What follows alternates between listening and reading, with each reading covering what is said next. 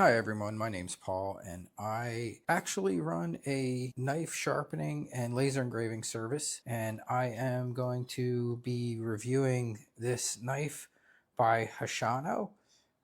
Probably more qualified than most to do something like this because I do handle and sharpen thousands of knives per year, and I figured let's do some tests with this and kind of see where this knife falls. So this is a Santoku style knife. It claims to have a 15-degree angle, which is pretty common for a Japanese Santoku style knife. It has a 60 HRC. So HRC is the hardness of the steel. It's a carbon steel knife. 60 is pretty hard, which is good for Japanese knives. That will keep them sharp for a long period of time. The lower the hardness of a HRC on a knife, the softer the steel is, the harder the steel is, the higher it will keep that sharp edge longer. It can be a tad bit more difficult to sharpen than a softer steel.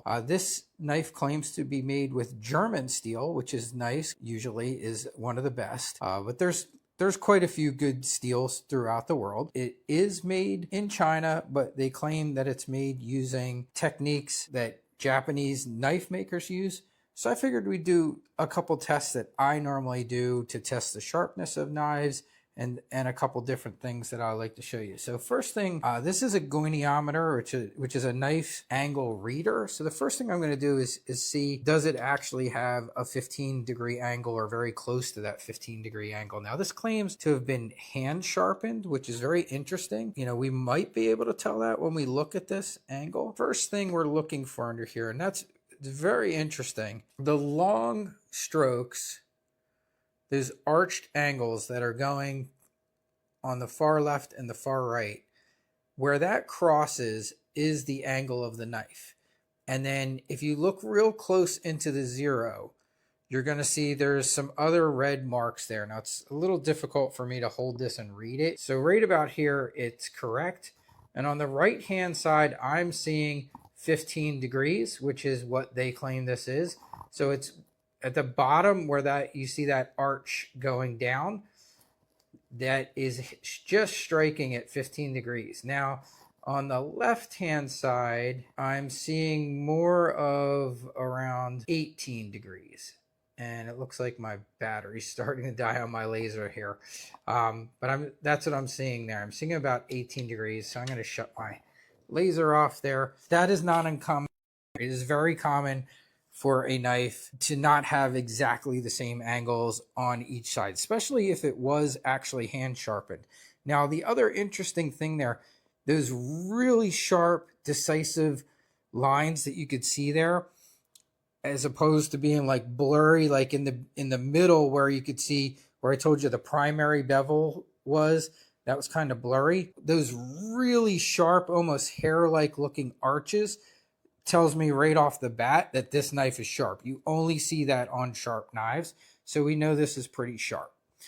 So the next thing we're going to do is let's do what's called a best test. So a best test is a cutting test for a knife, and it will give it a score based on foot-pounds of pressure to cut a piece of filament line. And it's a pretty good indicator of how sharp a knife is. Now, it doesn't tell you absolutely everything about a knife, because keep in mind, we are testing one tiny little microscopic point on this entire blade. If you really wanted to, you could test the multiple spots to kind of see where it is, but that's usually not necessary. And on a brand new knife, I'm not really concerned about that at all, but I am curious to see where this will come in. The number means something to sharpeners.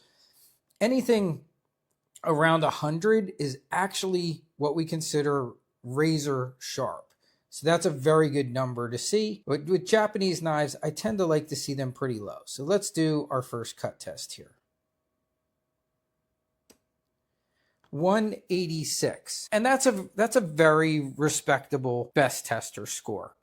You will see lower, you can see under hundreds. If a knife is really well sharpened, it can be quite low.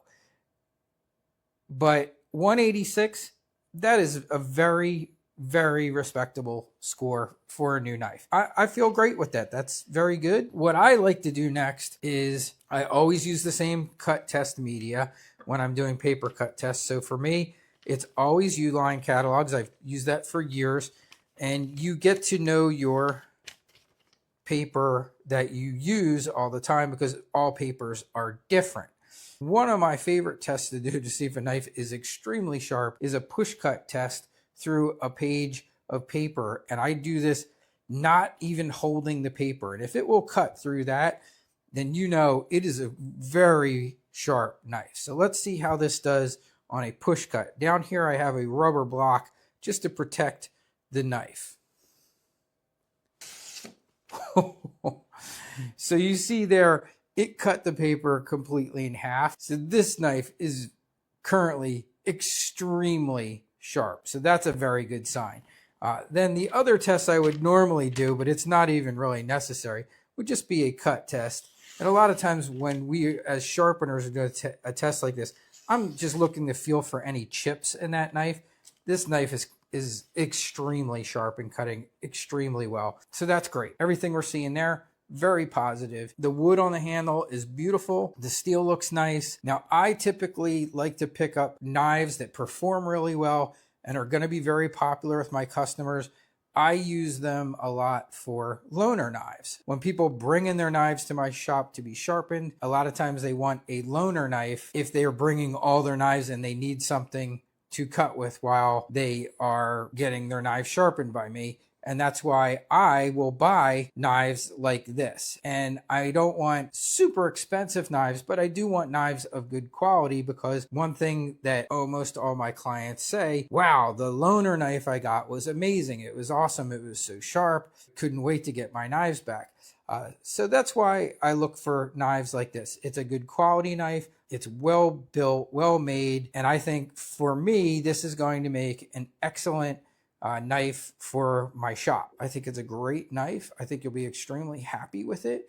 And it's at a really nice, affordable price range for a knife of this style. It does come in a nice box, which is nice to see. And this would make a really nice gift for someone who is just, maybe starting out getting on their own for the first time, and you want to get them a very decent, very nice kitchen knife, but maybe not so much an extremely expensive $200 or $300 kitchen knife. This would be a great starter knife for somebody just starting out.